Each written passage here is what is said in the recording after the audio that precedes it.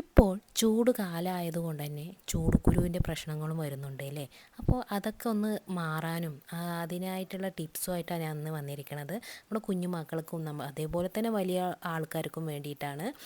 ഇതാ നമ്മുടെ നാട്ടിൽ സുലഭമായി കിട്ടണതാണ് ഈ മച്ചിങ്ങ.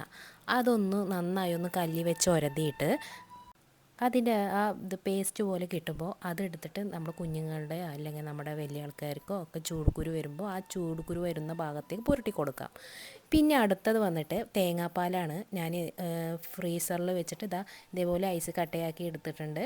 ഇനി ഇതൊന്ന് ഈ ചൂടുകുരു ഉള്ള ഭാഗത്തേക്ക് എന്ത് ചെയ്യാം, നമുക്ക് ഇതേപോലെ ഒന്ന് ഒരതി റെഡിയാക്കി കൊടുക്കാം കേട്ടോ. അപ്പോൾ ഈ ഐസ് കട്ടിൻ്റെ ആ തണുപ്പും ഈ തേങ്ങാപ്പാലും ഒക്കെ പാടെ ആ ചൂടുകുരു മാറിക്കിട്ടാൻ സഹായിക്കും. അതേപോലെ ചൂടുകുരുക്കെ ചുങ്ങിപ്പോയിട്ട് നല്ല അടിപൊളിയായിട്ട് നമുക്ക് ചൊറിച്ചലും കാര്യങ്ങളും ഒന്നും ഇല്ലാണ്ടിരിക്കും.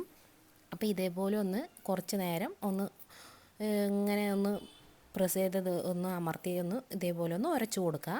ഇങ്ങനെയൊന്ന് ചെയ്ത് കൊടുത്തിട്ട് കുറച്ച് നേരം കഴിഞ്ഞിട്ട് ഒന്ന് കഴുകിക്കളയാം. അപ്പോൾ ഇങ്ങനെ ഡെയിലി ചെയ്താൽ ചൂടുകുരു മാറാൻ നല്ലതാണ് കേട്ടോ.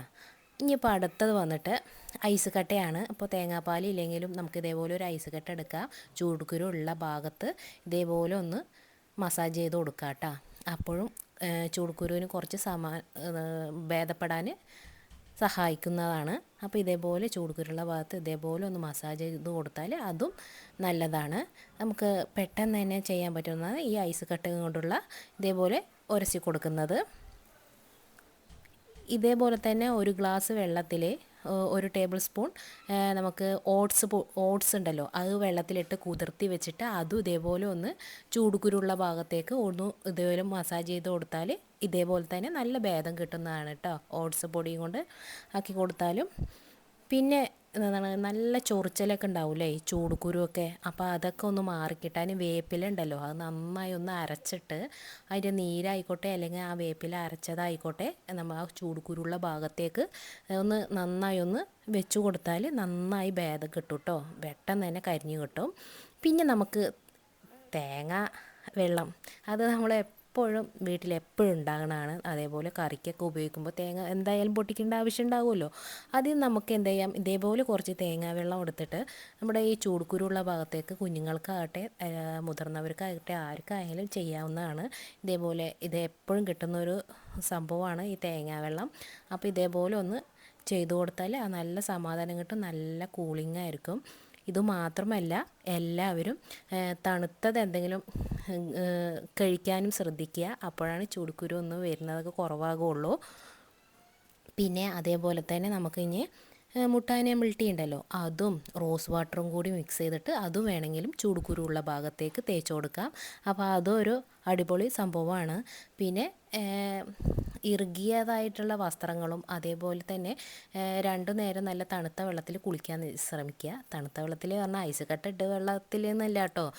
നമുക്ക് വേണമെങ്കിൽ ഇപ്പോൾ രാവിലെ കുളിക്കണമെങ്കിൽ ഒരു ബക്കറ്റിൽ രാത്രി നിറച്ച് വെച്ചാൽ അത് അത്യാവശ്യം നല്ല തണുപ്പായിരിക്കും രാവിലേക്ക് എടുക്കാൻ. അതേപോലെ തന്നെ നിങ്ങൾക്ക് ആവശ്യമുള്ള സമയത്ത് ബക്കറ്റിൽ കുറച്ച് നേരത്തെ തന്നെ നിറച്ച് വെച്ചാൽ അത് നമുക്ക് കുളിക്കാൻ വേണ്ടിയിട്ട് അപ്പോൾ അത്യാവശ്യം നല്ല തണുപ്പുള്ള വെള്ളത്തിലായി കിട്ടും.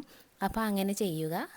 പിന്നെ എന്താണ് ഇനി നമുക്ക് ചന്ദനം വേണമെങ്കിൽ അരച്ചിട്ട് അത് നമ്മുടെ ചൂടുകുരുള്ള ഭാഗത്തേക്ക് പുരട്ടി കൊടുക്കുക. ഇതിനോടൊപ്പം തന്നെ കുറച്ച് തുളസി ഉണ്ടെങ്കിൽ തുളസി നീരും കൂടി ഒഴിച്ചിട്ട് ഒന്ന് ആക്കി കൊടുത്താലേ നമ്മുടെ ശരീരത്തിൽ ഈ ചൂടുകുരുവിൻ്റെ ചിലവർക്കൊക്കെ ചൊറിഞ്ഞ് പൊട്ടുകയും ഒക്കെ ചെയ്യുമല്ലേ, അധികമായി വെച്ചാൽ.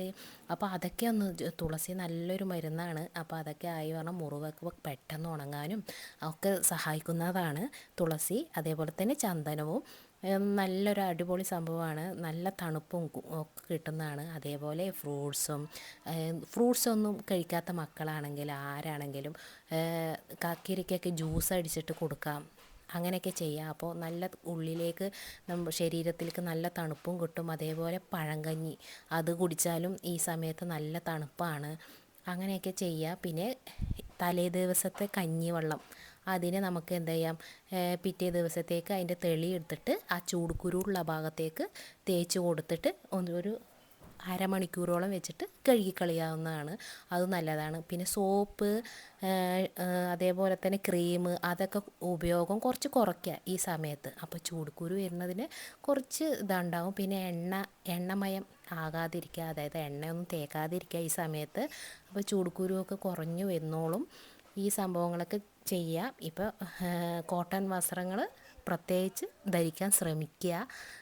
പോളിസ്റ്റർ അങ്ങനത്തെ വസ്ത്രങ്ങളൊക്കെ ഒന്ന് ഉപേക്ഷിക്കുക ഈ സമയത്ത്, ഈ ചൂട് കാലത്ത്. അത്